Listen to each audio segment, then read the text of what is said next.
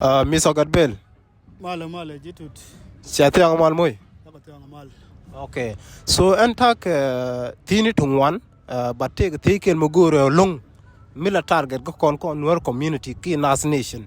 So tij muguro be take ja and then be like a gwada. Jinro de kaja. Yeah, I'm ready. Okay. So jinata ken ne kuen kan ngeji te diala lero di antoka nur community. Irun me cha joy ko chi kuen ka chek.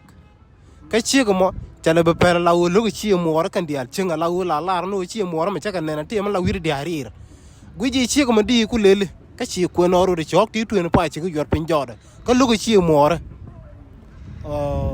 Ai go chi loy tet. Tin mu go ko bo go ga bo chankel. Yeah. So bawon ke lo jene. Che pit kanu ko na rama. Ban mi cho to ko cho ko ni chieng mi chet ke chieng ko la do. Chankel. Da ra batch. Be de jene ki ta ande le jene. Mi chi chek pel la cho pel no. An che ko mo point de. Ko chi mar ro ken ne de kwal no ngo kwidien.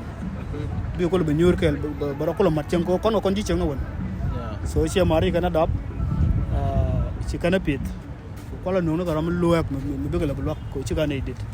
So mi chek le pelo e da na za da ga la block la te me de la kanin wi de chi da la problem bo gol ko. Mi chela to ko to da yong ma da ro wo ji na. Cha de ngol la ran na ke. So ko kwijimo they point de kan de jak doren no. Okay di lo chi mana De lo chi mana mo ngoro no ka. Ya de chi mana jo nge ma ka run to tot. Okay Mi te luin ka normal.